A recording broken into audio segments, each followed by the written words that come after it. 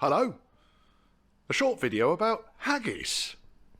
It's the finale, I think, for haggis. It's a good one. I hope you enjoy it. If you do, remember to subscribe, comment, thumbs up, thumbs down, all this kind of stuff, you know. If you want to contact me, Church House Classics, it's all one word, at gmail.com. And if you fancy supporting the channel, or sponsoring me, buy me beer, it's in the tip jar, then there's a PayPal me link down here. Enjoy the video. This fella here is the rear wiper motor of Haggis. Now basically it works, but it don't park. Now these things are dead easy in the way that they work in the circuit, so let's have a quick look at the circuit diagrams. Basically you've got the wiper motor here, you've got a delay kind of wash thing here. Because the wiper's working, I'm quite happy with that bit working, because there's a signal going through to that white, light, green, whatever it is, wire. But on this wire here, which is the park wire, it doesn't work, which is a bit annoying, a little bit annoying. In fact, that's brown, light, green. So the brown, light, green wire works, the white, light, green wire doesn't work. Now, obviously on the connector on the loom above the tailgate, I've checked, the snap connector has got voltage to it. So what I do next, got it out of the car because it obviously wasn't a problem with the what's its name, with the actual connector. So I've disassembled the connector. You get these things; they're on Amazon and eBay and stuff like that. They're very, very useful for pushing the terminals out of the blocks. Now, one of the things I did notice is one's broken. Look at that; it's broken. That's the earth one. So it could have been the root cause of the problem. I don't know. We'll see. So what I'll do is I've got an earth for the body of the wiper, which I'll connect up to that earth. Then I've got this white wire here, which matches up then to the white wire. Oh, that's broken. Is it? No, it hasn't. Sorry. Wrong wire, Richard. Wrong wire, Richard. So then we'll look at the brown wire next. So we've got the brown wire. And we'll connect these two up into circuit. So we've got a nice earth, we've got a positive, you can see that the motor's working. Okay? So we'll just park it somewhere. Now, if I put that onto the white wire now, that should park, and it doesn't. So something's gone wrong on the feed to the white wire, and I don't know what it is. Now, this particular box, because if it isn't going to park, it becomes a pain in the backside. This particular box is one of the kind of the slightly later Vallejo jobbies. Might not even be a Vallejo jobbie, but it's all bloody riveted together, backing thing. Nothing's ever easy, is it? So I think really all I can do here is to basically have a look at the wiring and see if we've got a broken wire in the loom here. Zip tie off. Now let's see what is going on here, because I can peel back the shroud. Right, so I've got two wires. There's the white and green, and there is the brown. There's a whole load of gloop and shit all over this. Let me take this fella off here. Just whiz this fella off. I don't know what it does. It's got a nice big plaster on it. It's got a load of black paint over it. I don't know if the rear wiper was ever parking, you see. It just looks like a box of tricks to me. Solid state, isn't it? Because there's only two wires that come out of it. There's the wires that go in, and there's the red wire that comes back out again. I just realised there's a micro switch on the bottom of this. I wonder if that's what's causing my difficulty here. I'll try again. Right, so I've just got another rear wiper motor in my pile of stuff. You have to put up with the chaps out the back making a racket. It's what they do. Right, now onto my leads one. Great. So that's there. Positive. God's sake, Richard. Let's connect up positive to brown.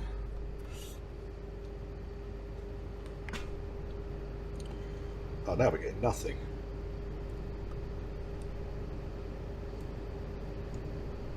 Oh, prick. Right, so there's the stop. See, the stop is in there. See what's happening now on the inside here. There's a ramp which is going to push up on this fella here. Now let's go across to white, because it could just be this micro switch here that's at fault. Richard, you're doing it again. I haven't got 5 hands, unfortunately. Let's wedge that.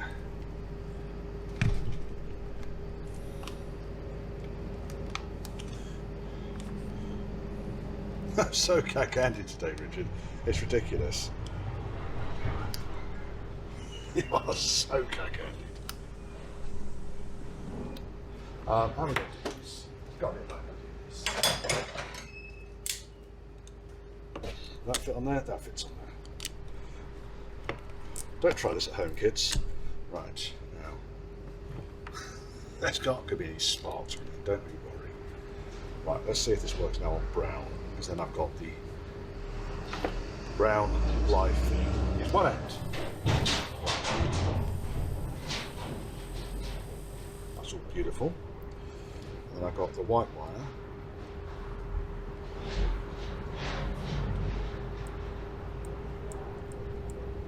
Doing nothing. I think it's this box here that's packed up. Not. Can I take it apart? Well, it looks like it's designed to come apart, doesn't it? So let's take it apart. I've nothing to lose, really, have I? It ain't fucking working. I can go there. Because what I'll find in here, there'll just be a contact inside this thing that the micro switch is pushing against. There's nothing ever that complicated about these things. SD card filled up, so there was a break in the footage, but you didn't miss anything, folks. Just me taking this paint off, flicking lumps of paint into my face. Right, okay, now let's take this thing apart. Oh good, there's another noise.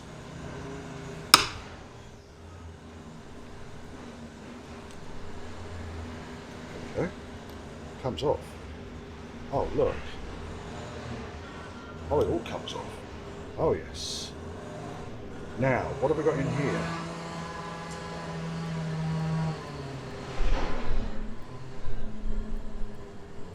It's a fairly basic, just kind of little switch that pushes from one side to the other. We know that this is working because the red feed is working on the brown wire. So I think what we need to do now is check the voltage inside this thing. Here's the voltage.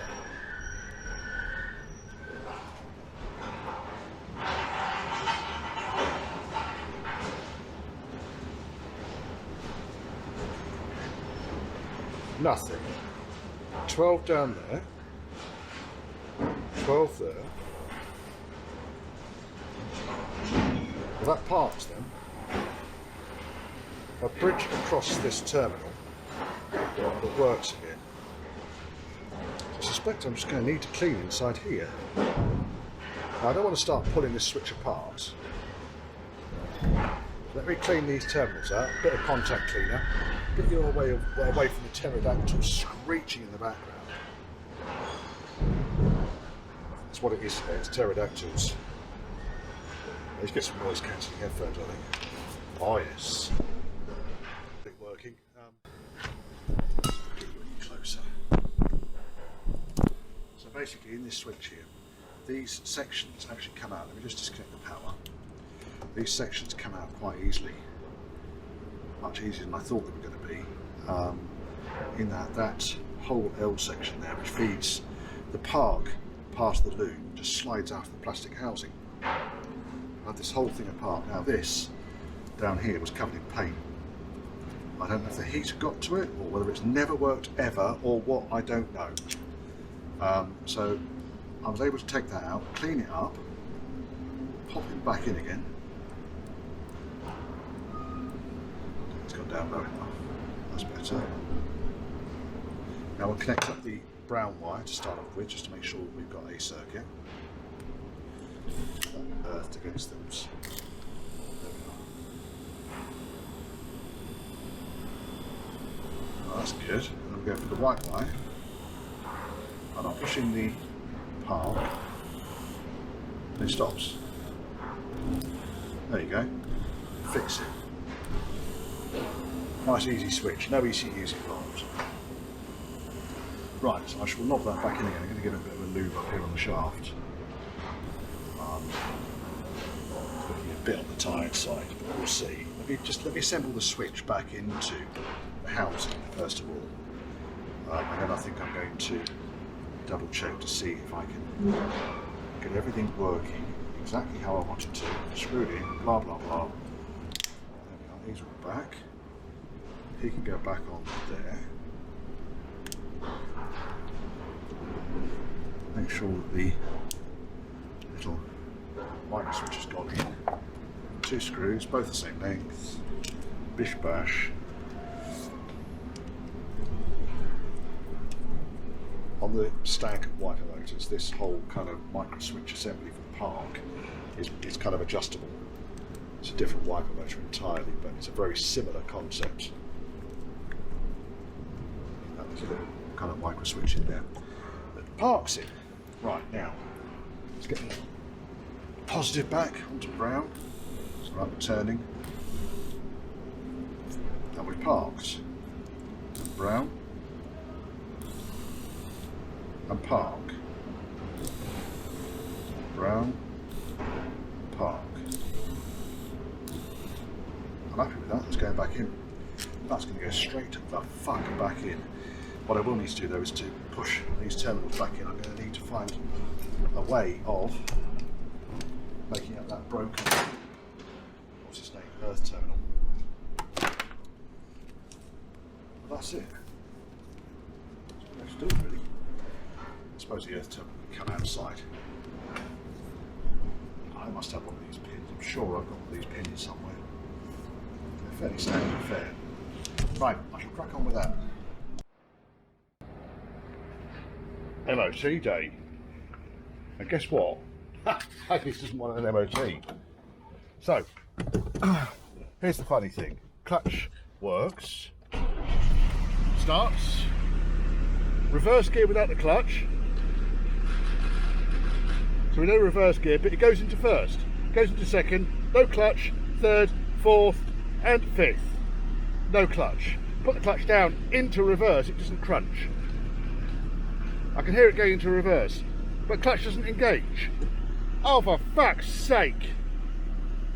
So something gone wrong with the selector, I think. Or the selector rail. It's not basic selecting though. It's doing nothing. Nothing. This was working 2 days ago. Hang on a second. You prick. Common mistake though. So I've done it myself before in my car. It's the only reason I say. Just double check, by the way, before you kind of commit yourself to fucked bloody selectors or dead clutches. Right, what I do need to do with this, I do need to just double check the tyre pressures before we go for the MOT. It's all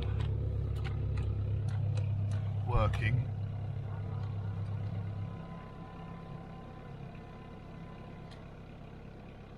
Works. Yeah. Let's get the tyres checked, then I can get out of here. That's what I've done with the interior. Just put blanking plate over where the radio goes. Tidy things up. Got blanking plates where the switches go. Found an old glove box fit to go to the middle. It's not the best centre console in the world. I have got the gear stick selector bit in there, but this is good enough for the MOT because I want to put the heater pipes in still. But I wanted to get an MOT sorted out. So let me get the tyre pressure sorted out. Then I can go up for the MOT.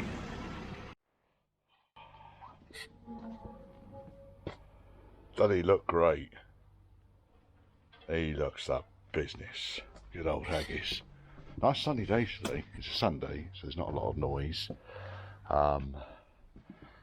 Yes, I'm well chuffed with this one. There's a bit of bleaching to the paint along the top edges here. On the roof there's a little bit of lacquer kind of lift, but it's not peeling yet. Doors. Just been up. I've just given it a quick rinse off because it was absolutely an inch thick in dust. Driven it around the estate. The slight anomaly here, by the way, the car's not UK registered, obviously, yet. And I'm a UK citizen, obviously. I'm not allowed to drive this on the road, even with insurance. I'm not allowed to drive it on the roads. Where do these rules come from? How does that actually bloody work? Hello, Diana. Yeah, so I've not been able to give it a proper shakedown, but I've had it up and down the gears, and I've been driving it around the estate. There is a rattle from this corner, which I think is the shock absorber. But when I'm driving it, in fact, let's go for a quick drive now, eh? I've got the keys. So it's still dripping. No, I haven't got the keys. That's well organised, that, Richard. That is really well organised. Beautifully organised. Let's go and get the keys. I've got the keys now.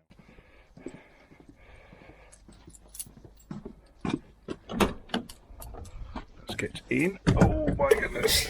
Oh, there's actually one thing.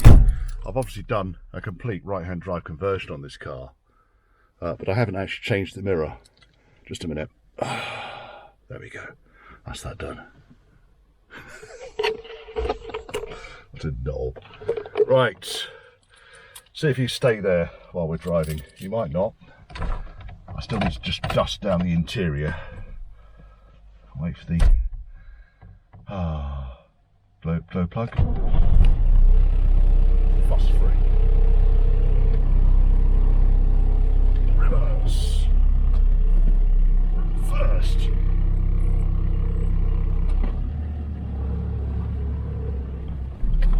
See, there goes the camera already.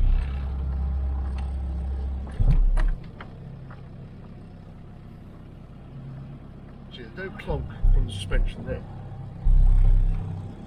Weird. Gander underneath the front end. There, it just pulls off. No throttle. Put it a second. There it goes. No throttle at all. This thing's got so much torque. It's well, bear in mind it's a 2-ton car.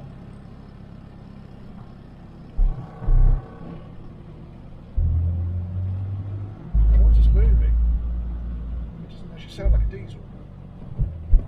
See, that was quite a big bump there. It just didn't do it that time.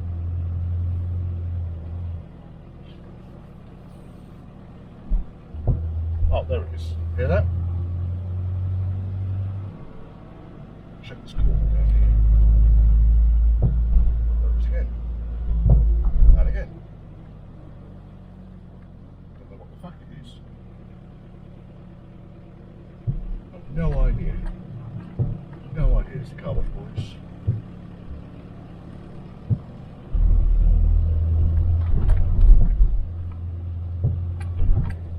I think it's damper. Something rattling. I'm gonna have to take it apart. That's a job for this afternoon, isn't it?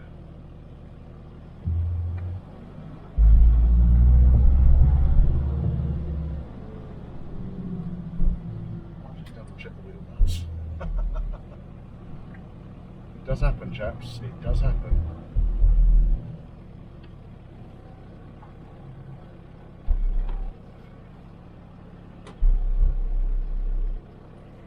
Backwards a bit. Where's the steel bodies?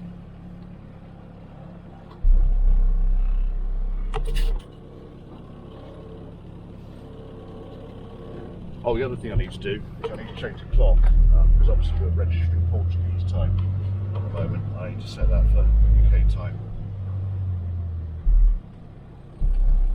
The application, so I filled the application form in for the owner. I'm rather hoping that is all going to go through now. Here you go, back at the unit. Oh.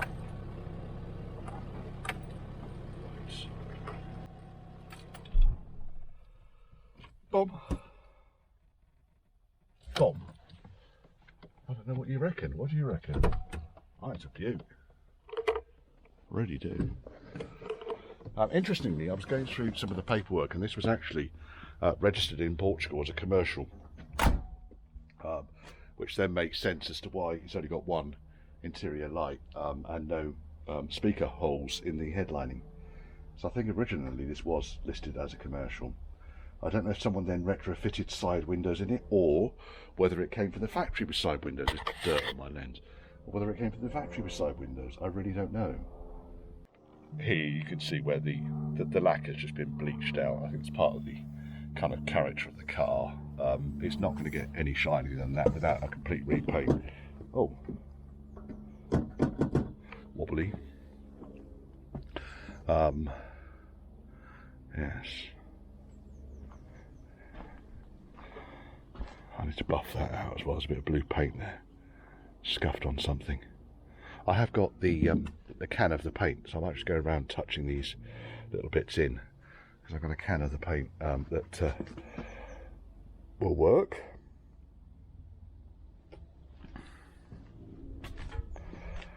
Nice, eh? Right, let's go and check these wheel nuts.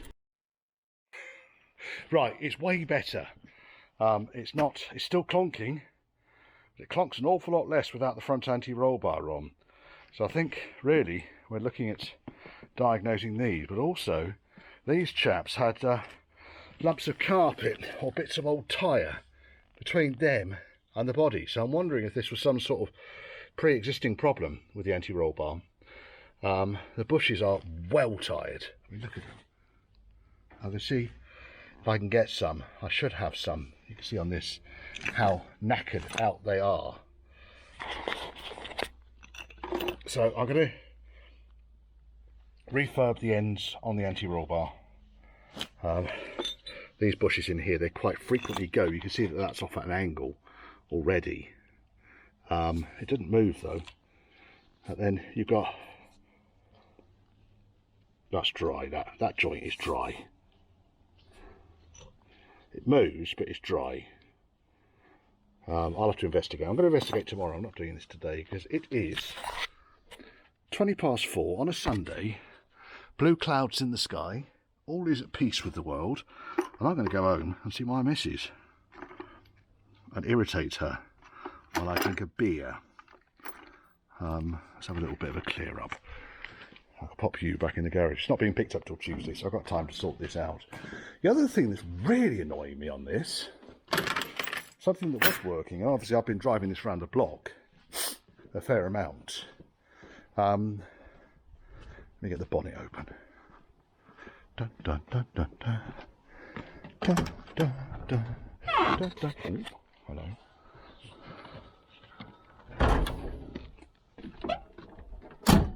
Cool, doesn't that close nicely? Fucking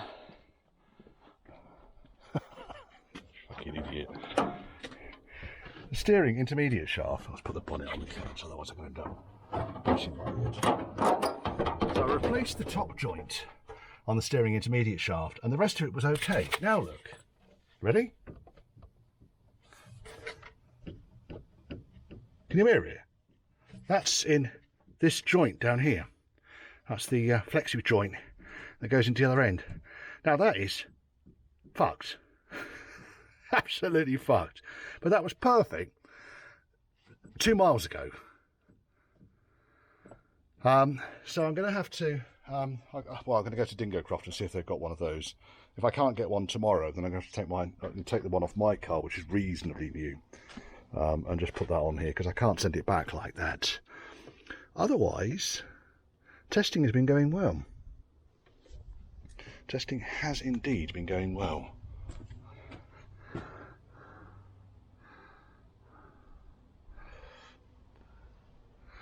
I just don't know what's causing this clonk.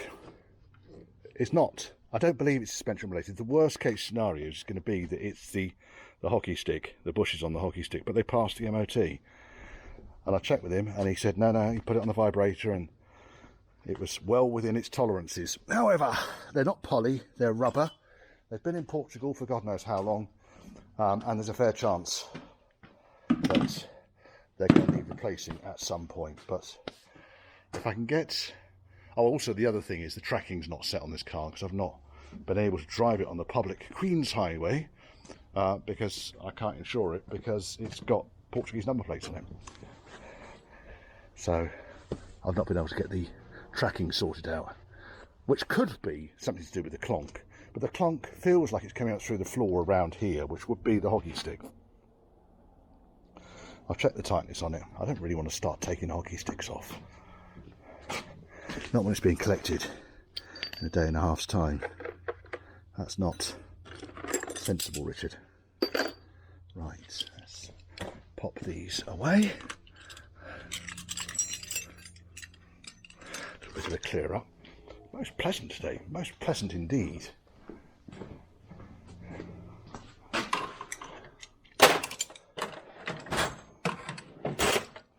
Right, where are we?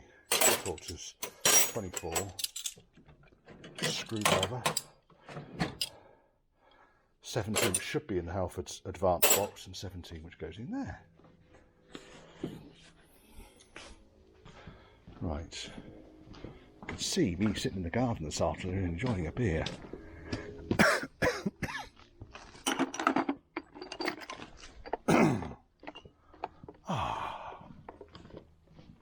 Right, enough of watching me walking around the workshop. And then I don't know what happened. I videoed a whole load more shit and it's disappeared. So sorry about that, folks. So I refitted the anti-roll bar, I replaced the links, and both of the links, they're now in my scrap bin, but they were really tired, bone dry, and both of them had real nasty kind of notches in them, in the kind of like resting position. So whenever the anti-roll bar was going to operate, it was going to move from that notch and potentially put a klonk through. I wasn't able to get hold of the body mountings for the anti-roll bar, but I did do the old bodge of putting some duct tape around the anti-roll bar and then refitting the body mounts, so they will need changing at some point. It just gives them another little bit of life. But the car's not road registered yet and I'm due to go and see the owner in May on my way down to Devon. We're going to sort out just a few of the little odds and sods I didn't manage to finish before it picked up, i.e. those mounts. The clonking is still there, but it's nowhere near as bad. Now, I think it was a mixture of, well, I think it is a mixture of the anti-roll bar being utterly worn out. I think the steering arm, which I'm going to show you in a second, it's a shocker, was not good. And also the main hockey stick bushes, I think, are on their way out. But the MoT man, as I said already, confirmed that there was no excessive play in this. I don't really know. I think it's just going to need rebushing at some point. Phase 2, perhaps. Right, okay, so let's look at the steering arm. So this is the used arm that came off when it was left-hand drive. Put it back on the car because it was serviceable. And I know that you can do these things up too tight, but the main thing I look for here is in the universal joint, it was all in good order. So there's no real issues with the universal joint. These quite often fail. However, this kind of rubber mounted section here, you see the amount of movement here. That's got a definite click and clonk to it. Something has happened here in these two rivets that hold it together. Now, you can pound the rivet a bit tighter, but I thought, fuck it. I had a used old stock item on the shelf, I just swapped it for this one. I'm disappointed really that wasn't spotted while I kind of had it all apart. Now, I don't know why it's gone so bad. It's scrap, really. I'll see. It's a shame because the UJ on it is good. But it is a safety critical item, so I don't want to start fucking around with it and replacing that with nut and a bolt. It's designed to be what it is, and if you're going to kind of mess around with the crash resistance of whatever that's supposed to do, then it's not very good, is it? Anyway, so that was really the end of Haggis in the workshop. It's been collected, it's gone back to his owner. And I'll do another video, I think, when I go and see him, if he allows me to film. He might not want to be on YouTube, I don't know yet. But yeah, I'll do another little video when it's road registered. It'd be nice to do a road test in that car. And obviously I was driving around the estate without the camera being mounted properly. I don't know if you can see this. And that's an arm. I've got the tripod wedged against my chest at the moment. But yeah, it'd be nice to get it out on the road and see what it performs like. I mean, the owner's been driving it around. He's got fields and stuff, so he's been driving it around there. But I hope you enjoyed the series. It was a nice car. I really liked Haggis. I got a bit of a soft spot for it. It looks nice. Right level of patina, and it goes nicely too. It would have been nice to have polybushed him. So that's it for Haggis. There'll probably be more stuff going on. I'll do a project update on the various projects and where they are at some point. But that's it. Hope you enjoyed.